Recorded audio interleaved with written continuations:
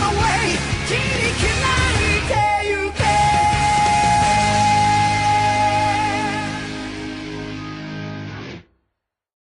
Hello everybody! Infinite Shinjo here, and welcome back to the next episode of Let's Talk Anime. Even though it probably hasn't been for all the videos that I've bulk recorded, but it's been a while since I've watched requests that you guys have given me for this series. When everything just boils down, it's just that I only have a certain amount of time during each day, and most of it is spent relaxing. But with all the videos that I have bulked up ready to go, hopefully by the time that this video comes out, I would have already watched a lot of requests that you guys have given me, so that way I can prepare to throw out the next video. But today, I'm going to start by talking about Kamen Rider X8. And I honestly can't remember when somebody suggested for me to talk about this. It was probably in my last Let's Talk Anime episode where I talked about Kamen Rider. And there's actually one more that I'm going to be talking about Kamen Rider in the future, so for all you Kamen Rider fans out there, look forward to it. But for Kamen Rider X8, I only watched the first episode because, first of all, I was able to roughly grasp what the plot of it is. And second of all, it's all time. I woke up at 5:30 this morning and I knew I had to watch this and one other thing, and it's 2 hours later and now I'm recording this.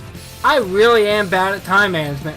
The one thing I want to point out first, it's actually funny because I just finished rendering my 100 subscriber special where I talk about Laid Back Camp and K-On! Being kind of like a commercial for what they're trying to sell, camping and guitars, but not entirely. And I got that kind of vibe watching the start of Kamen Rider X8 because it's just like they open up and they basically say, I know who the real heroes of the today are. It's the doctors. And it makes you think, oh, okay, needless to say, doctors are going to be a big part of it. But it doesn't really focus on that. I mean, the main character is a doctor, but it's not like they go into details on what doctors do day to day, obviously, because it's an action show. But it kind of gave me vibes of that, and that's just kind of funny and convenient. And before I go any further, mostly to remember myself, and also for anybody that hasn't watched any episode of Let's Talk Anime from me yet, what I do is I go over my thoughts on the episode as a whole, just random things that I thought of, and then I go over the things that I like and the things that I didn't like. The next thing that I'm wondering about is Sota is a brat. He is adamant against being at the doctor's. And that makes me wonder, do kids actually act like that? I mean, I didn't act like that when I went to the doctor's, mainly because I didn't really want to go to the doctor's that much. But he was, like, you know those commercials where, well, even cartoons, where the kid's just like, I want this toy, and the parent says, no, you're not having that toy, and the kid throws a temper tantrum in the middle of the aisle?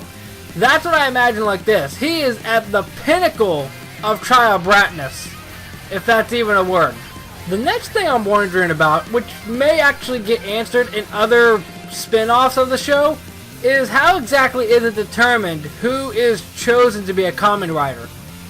Because I'm not sure how accurate this is, but from the early Power Rangers that I watched, which they're kind of going hand in hand, I don't remember which one comes first, but in there it's kind of reminds me of the thing like, you're the chosen one, you're gonna be this ranger, for example. Now it just seems like, oh, well, guess you're the one now. I don't know. That might be just how I interpreted it. It might get answered in other incarnations of it.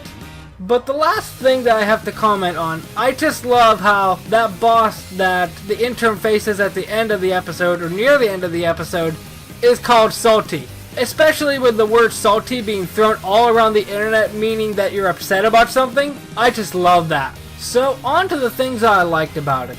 The first thing that I liked, it reminds me of the Sun and Moon anime with all the different sound effects and all the kind of weird facial expressions. Even one scene, now I only watched this one time, so it might not be exactly accurate, but from what I remember, when the intern is rolling down that hill and he's about to run into Asuna, from what I remember, one time when they're screaming, his head just randomly gets bigger, and I just saw that and I'm like, what? Wait, what just happened? But I just like how they took a little bit more of a comedic approach, at least with this first episode, based off of what Sun and Moon is. Although I guess I should say Sun and Moon based it off of this because Sun and Moon came later. The second thing that I liked is I appreciate how they actually take the game franchise, I guess you could call it, and make it canon to the show. Kind of like how Digimon Tamers literally had the cards in the show. I just like that. Now on to the things that I didn't like about it. The first thing that I'm wondering is this Bugster virus or whatever they call it. Why is it such a secret? Especially from the intern. It's just like, oh, there's this thing that you clearly just saw. We're not going to explain it to you because that would make the plot go super fast. I'm not sure. I only watched the first episode. They might explain why this thing's a secret later on. But all I remember is in episode 1, they just say it's a secret, but don't say why it's a secret. So because they don't explain it, all I can interpret it as is just that this is a secret, but we're not going to explain why it's a secret, otherwise this plot will go way too fast. And the other thing I have a minor nitpick on is Sota's transition from absolutely hating the intern to absolutely loving him. Although I guess you could argue that when the intern took Sota to that game festival or whatever, they might have had like a jump skip where it actually shows the transition a little bit faster. But it just seemed to go a little bit too quick for me. Because it's just like, oh yeah, you know I hated you like 10 minutes ago? Now I don't. Although I guess you could just chalk that out to Sota not liking doctors, much like how people don't like dentists as well. But overall, it was a fine first episode. I won't go back to watching it just because I'm not really as big of a fan of live action anime. Especially since I can imagine there's a lot of episodes and I got a YouTube channel to run and a lot of stuff to do in my free time and work and gotta make cuts somewhere.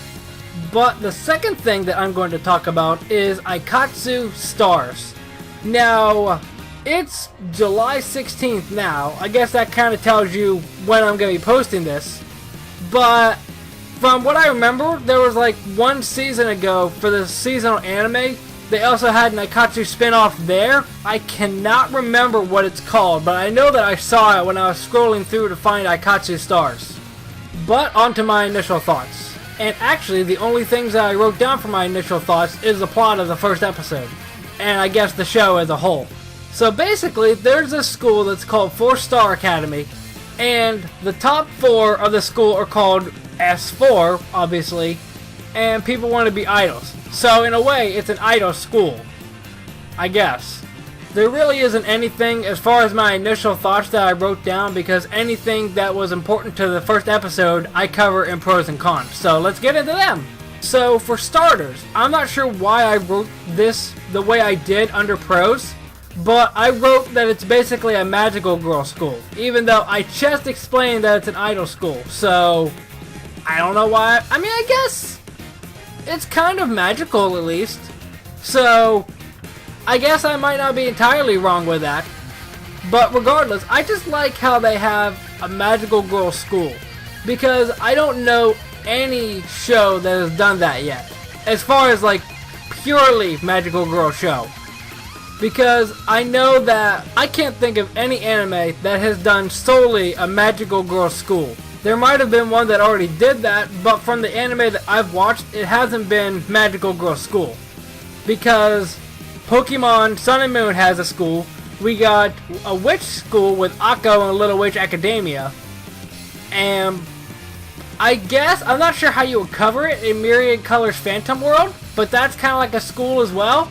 The second thing that I liked is one specific scene in the episode when, right after Yumi gets her phone and her card, she's just like, okay, my magical girl journey is about to begin. And then next thing you know, somebody interrupts her by knocking on the window, and she's just like, looking at over there. Okay, so today I'm gonna start. She just totally ignores this person knocking on the window. And I just love that. Because I can imagine something like that happening in real life. It's just like, I'm gonna pretend that I didn't see that and just keep on monologuing to myself. But that's all for the positives, so it's on to the negatives. And I know that I mentioned this when I discussed Show by Rock before, but the CG that they use in the opening and the idol performances is a bit odd for me. Personally, I'm not a fan of it, and my question is, why did they use the CG for the idol performances? It's almost like they had to decide between the main style that they use and the CG, and instead of picking one or the other, they decide to just use both of them. And I'm not even sure which one will be easier to animate, CG or regular 2D. I'm not sure if one is a better time saver over the other.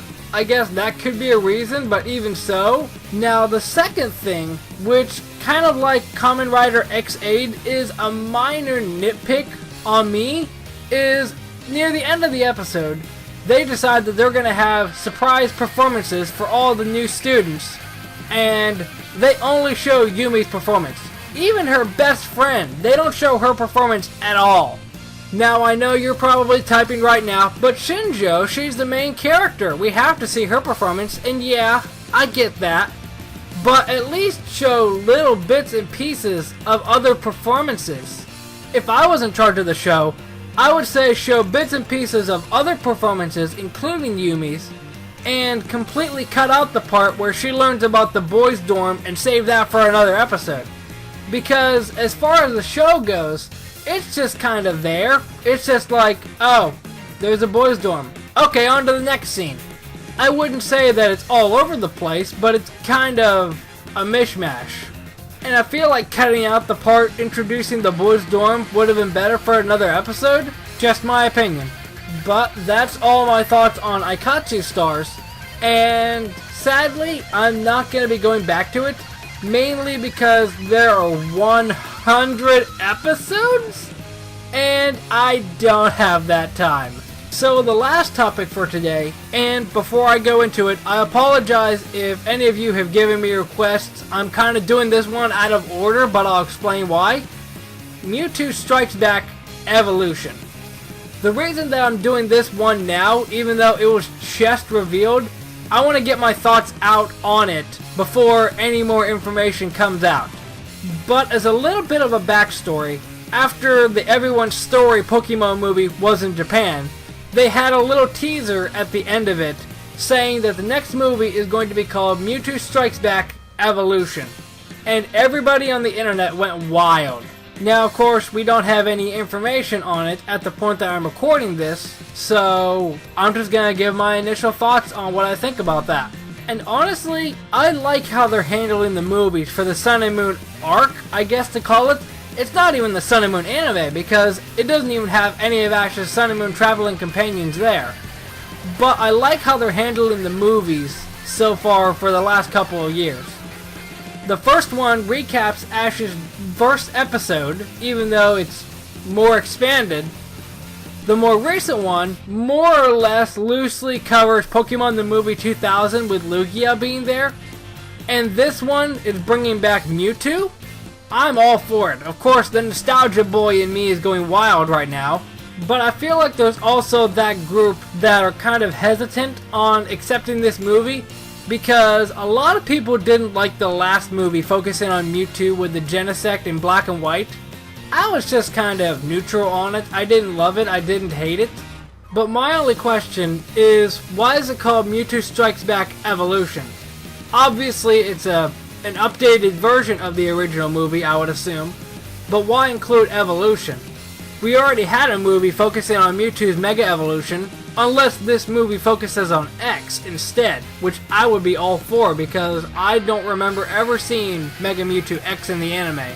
Unless, okay, making a bold prediction here. Since this movie is called Mewtwo Strikes Back Evolution, it's probably not going to be entirely the same as the first movie, but it's going to focus on Mewtwo, it's going to focus on Ash, obviously, probably a whole bunch of new traveling companions that we'll never see again. Mew's gonna be there, and Mew's gonna use its Z move, because Mew has its own special Z move that is in the games. Although I don't think Mewtwo has one, which is kind of strange. But my prediction on what we're going to see in the movie, Mewtwo's Mega Evolution, Mew's Z-Move. I'm saying those two are probably going to happen, especially since it's called Mewtwo Strikes Back Evolution. Although none of the more recent movies, at least the ones from Sun and Moon, have had any emphasis on Mega Evolution, so maybe not? Honestly, all that I'm hoping for is that this is the same Mewtwo from the very first movie. But that is going to do it for today's episode of Let's Talk Anime. Make sure that if you enjoyed, hit that like button down below and subscribe so you don't miss any of my other videos. Make sure also that if you have any suggestions for Let's Talk Anime topics, leave them down in the comment section. But make sure that if you do, to say that they're for Let's Talk Anime, because otherwise I'll just watch them in my free time and might not even comment on them until very much later. But that is it for today's video, so until next time, Momentai. 大体エスタデイ360